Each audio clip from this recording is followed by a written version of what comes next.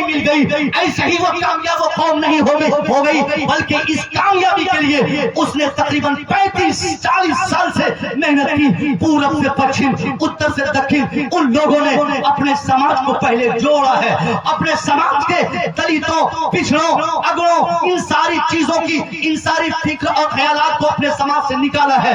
یہ کانسیپٹ ختم کر کے ان لوگوں نے پہلے اپنے سماج کو جوڑا، تب جا کر آج سب سے بڑی طاقت اس کو حاصل ہوئی، تب جا کر آج حکومت کی کرسی پر وہ قابض ہے. اور ہم بلا وجہ کہتے ہیں وہ کیسے کامیاب ہوتا ہے؟ وہ اپنے اتحاد سے کامیاب ہوا. ایک نظریہ پوری دنیا میں ان کا ہے، ایک خیال وہ رکھتے ہیں، ایک ہی فکر کے حامل ہے. پورب سے پچھم، اتر سے دکھن، جسے آپ اپنا مخالف سمجھتے ہیں، ان سے آپ پوچھئے کیا تیرے جینے کا مقصد ہے؟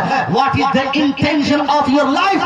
تیری زندگی کا مقصد کیا ہے؟ تو کیوں جینا چاہتا ہے؟ تیری زندگی کیوں آدھارت ہے؟ کس ٹارگٹ کے تحت تو جینا چاہتا ہے؟ مجھے میرا دعویٰ ہے اگر آپ کے مخالفین کشمیر میں رہتے ہو، ان کا جو نظریہ سامنے آئے گا وہی نظریہ کنیا کماری میں بیٹھنے والے آپ کے مخالفین سامنے لائیں گے. ایک ہی کانسیپٹ، اوپر نیچے دائیں بائیں، جہاں آپ اپنے مخالفین کو تلاشیے، وہ سب سامنے آ کر اپنا ایک نظریہ، اپنا ایک کانسیپٹ، اپنی ایک فکر آپ کو سامنے لا کر بتائیں گے کہ میں اس لیے جینا چاہتا ہوں، میرے جینے کا مقصد ایک ہے، میرا ٹارگٹ ایک ہے، میرا انٹینشن ایک ہے، میرا ارادہ ایک ہے. مگر میں پوچھنا چاہتا ہوں صاحب، یہ کون ہے، کس کے پاس حکومت ہے جس کے خداؤں کی کوانٹیٹی آج تک پوری دنیا میں کوئی ثابت نہ کر کے بتایا کہ ایک ہے؟ کوئی کہتا ہے 1 لاکھ، کوئی کہتا ہے 2 لاکھ، کوئی کہتا ہے 5 لاکھ، کوئی کہتا ہے 10 لاکھ، کوئی کہتا ہے 1 کروڑ، کوئی کہتا ہے 350 کروڑ. 350 کروڑ افراد و اشیاء کو جن لوگوں نے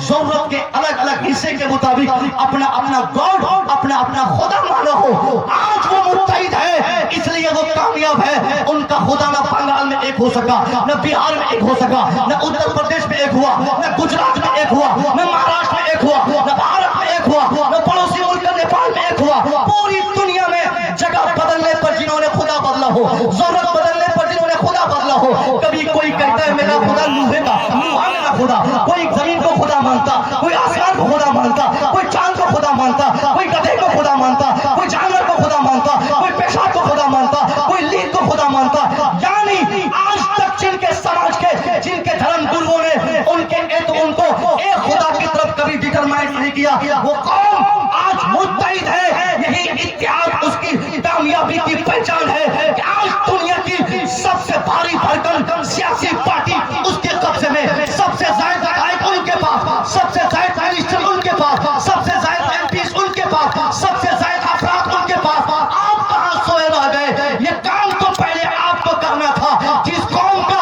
خدا آج تک ایک نہ ہو سکا، آج وہ ایک پلیٹ فارم پہ ہے، مگر خدا کی قسم کے لیے آپ شانتی بنائیں. دل کی تختی پر نوٹ ہو جانی چاہیے. میرے ہر جملے کو آپ نوٹ کریں. میں گزارش کرتا ہوں، یہ مسلمانوں کی کیفیت ہے. مسلمان ہونا چاہیے، چاہے امریکہ میں رہے، چاہے امریکہ کے وائٹ ہاؤس میں رہے، یا افریقہ کے جنگل میں رہے، انڈونیشیا میں رہے، یا ایران میں رہے، یا افریقہ میں رہے، یا بھارت میں رہے، یا بھارت کے کسی حصے میں رہے. مسلمان ہونا چاہیے، یا وہ مرد کی شکل میں ہو، چاہے وہ عورت کی شکل میں ہو، چاہے وہ بوڑھا ہو، چاہے وہ بچہ ہو، مسلمان ہو. ان سے آپ سے پوچھئے پوری دنیا میں who is your creator؟ کون تیرا پیدا کرنے والا؟ who is your protector؟ کون تیری حفاظت کرنے والا؟ who is your اللہ؟ کون تیرا خدا ہے؟ کون کس نے تجھے پیدا کیا؟ کون تجھے پیدا کیا؟ کون تیری حفاظت کرتا ہے؟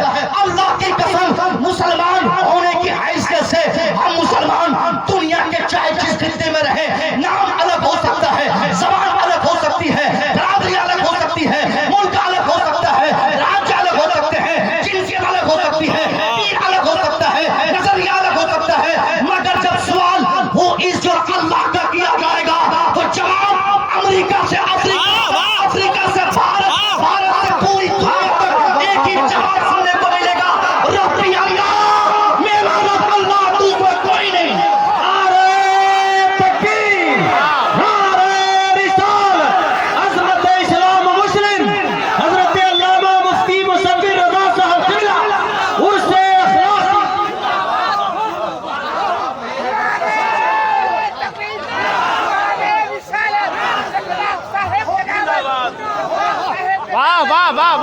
تکبیر مردان اعلی حضرت ہمارے دوست پاک کے دامن ہمارے دوست پاک کے دامن نعرے تکبیر نعرے رسالت واہ واہ واہ واہ سبحان ہونا چاہیے. پوری دنیا سے جواب صرف ایک ہی ملتا ہے, اللہ ربی, اللہ ہمارا رب ہے.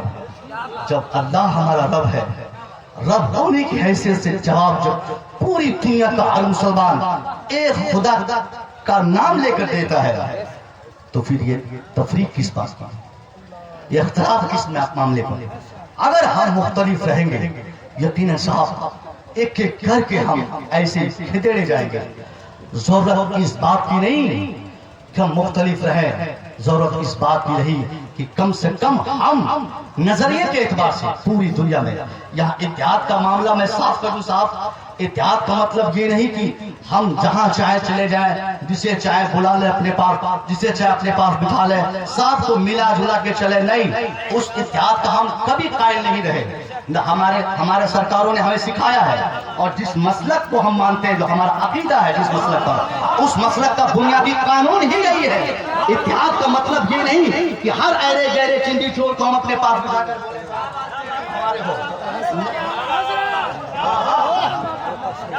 کیا بات ہے حضرت, کیا پیغام دیا آپ نے. نعرہ تکبیر, نعرہ رسالت, مسلک اعلی حضرت ڈاکٹر مفتی مصدق رضا صاحب قبلہ. مسلک اعلیٰ حضرت کے تئیں ہمیں بیداری چاہیے ہمارے سماج میں, اس نہج سے بھی. مگر اتحاد کی جو بات ہے وہ اتحاد اس نہج سے, عالمی اتحاد, سماجی اتحاد, دوسرے کو, سامنے والے کو اس کا احساس ہو کہ ہم متحد ہیں. بس سامنے والے کو ہمارے اتحاد کا احساس ہو, ان کو یہ نہ پتا چلے کہ صاحب ہم کیا ہے اور ہمارا پڑوسی کیا ہے, ان کو اس کی خبر نہ ہو کہ ہم کس مزار شریف کے ماننے والے اور سامنے والا کس پیر صاحب کے ماننے والے. جس دن وہ ان چیزوں کو بخوبی جان لیں گے, یقیناً سمجھے کہ ہماری کمزوری کی جو نس ہے وہ ان کے قبضے میں ہوگی, اور اس نس کو پکڑنے کی بنیاد پر ہم کبھی کامیاب نہیں ہوں گے, وہ ہمیشہ ہمارے دشمن کامیاب رہیں گے. یہ تو الگ اتحاد کی بات ہے. انشاءاللہ میں امید کروں گا کہ ہم لوگ متحد ہوں گے کم سے کم. اور ایک بات سنیے, کم سے کم ہم سنی لوگ تو ایک ہو جائے صاحب, جن کو سنی کہا جا سکتا ہے, جو سنی کہے جا سکتے. نعرے آئیے ماشاءاللہ ماشاءاللہ ماشاءاللہ. جن کو سنی کہا جاتا ہے, سنی جب ہے, کم سے کم ہم لوگ تو متحد ہو جائیں.